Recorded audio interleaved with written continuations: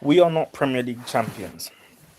That is what Dominic Szoboszlai said before this Arsenal game versus Liverpool. Game ended 0-0, absolute snore fest, terrible performance. And that was a statement made by Szoboszlai, and that angered some Arsenal fans. I don't know why, because the statement is true. Arsenal are not champions. And to be champions, we're on the right path. But to be champions, you have to play a game like that against the defending champions and go and make a statement. And if you're not going to make a statement and you realize that the game's against you, at least make more of an effort to finish your chances and finish your dinner. On top of that, you need to make sure to play the game, not the occasion. And I think we failed in both of those regards. Let's speak about it. Look, it was a big game. Obviously, we were 6 points ahead of City, given that City have drawn their last, I think, 3 games back to back. It was a big opportunity to take a significant lead against ahead of City to go. Is it 8 points above them in the Premier League? So this was a big game today. Liverpool not playing for much, really trying to play their way back into form at most. Um, so that was the main thing they were playing for. So we could have gone 8 points ahead of City. We start the game very sluggish, slow passing, as we usually do, very methodical, slow passing, um, almost trying to goad them in. But then we started to build more confidence. We started pressing Liverpool back a little bit. Saka was doing really well to pick up spaces and really challenge Kirk, he was having a bit of a tough time. The main part of the first half was that balls were being put across the box with nobody there. That was basically the story of the game. No end product is the best way to encapsulate how Arsenal performed in that match. The other thing I spoke about in terms of rising to the occasion, it started with Trossard in the first half. He got booked, and that wasn't a booking. I don't know what Anthony Taylor was doing there. But Trossard was getting riled up and, yeah, really trying to stick it on Connor Bradley, and he was getting angry. And I was thinking to myself, this is not what we need to be doing. We need to not play the occasion. Just like we did when we went to Anfield and, we're making certain decisions, playing Never Walk Alone at the training ground and all this business. Play the game. Now, let's speak about the attacking line, because let's keep it a buck. When we look at the stats, and I'm going to show you them here, wherever I saved them, it was pretty much a non-game, honestly. Liverpool were the better team, no doubt about it. But all in all, it was a non-game.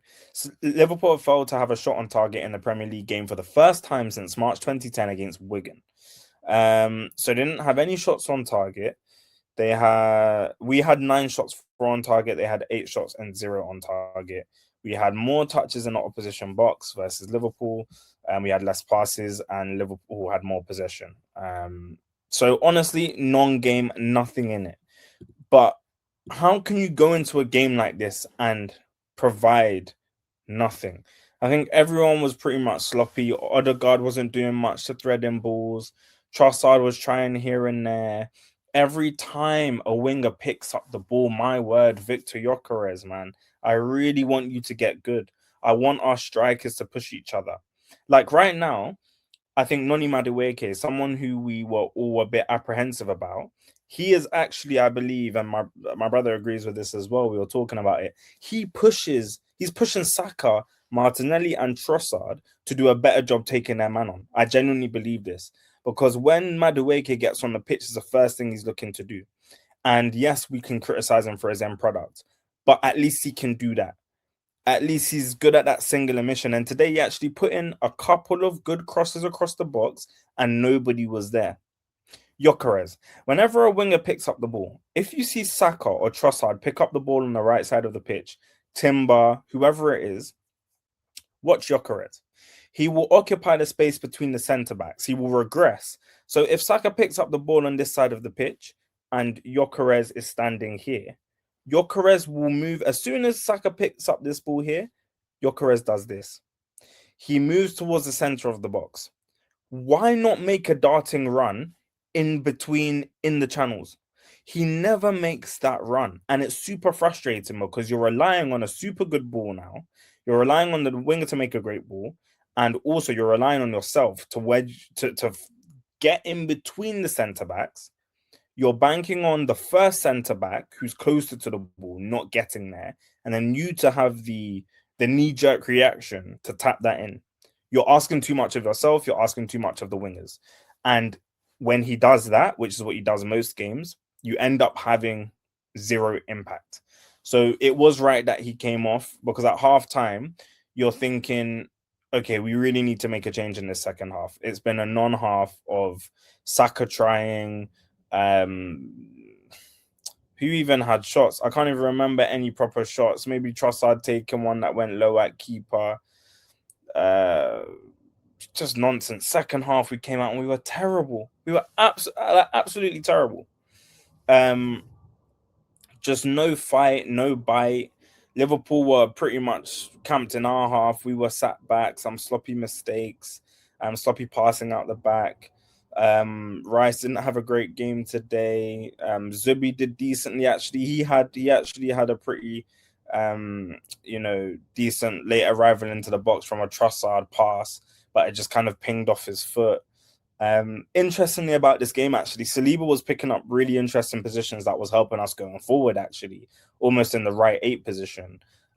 Today, he was quite often picking up that position. And Zubimendi actually played a fantastic ball to Timber, who I can't believe he pinged that ball to Timber, who took a touch, played it to Madueke. Madueke played it across the box. Again, nada. Yeah, just a frustrating day. And then talking about playing the occasion and getting riled up, you had Jesus with Kanate. Jesus basically pushing Kanate and getting angry. And then you have Martinelli. What are you doing, bro? Why are you pushing Conor Bradley? I get the competitiveness. I get trying to rough man up. Like I love them fights in football. Yeah, when someone riles you up and but like let's keep it real. Arsenal have been in this second place title race for too many seasons now not to understand you should not be rising to this. These are the games that should test your mettle. That should test whether we are ready to be champions. Is these games, these situations that should test that. But instead you've gone and lashed out and tried to push Conor Bradley, who's actually injured.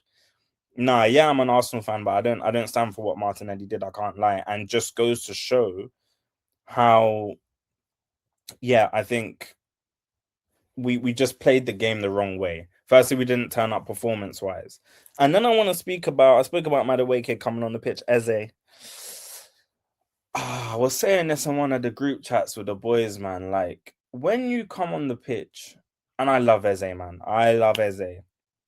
And I can't wait for him to click at this club because he will. But when you come on the pitch, got 15 minutes.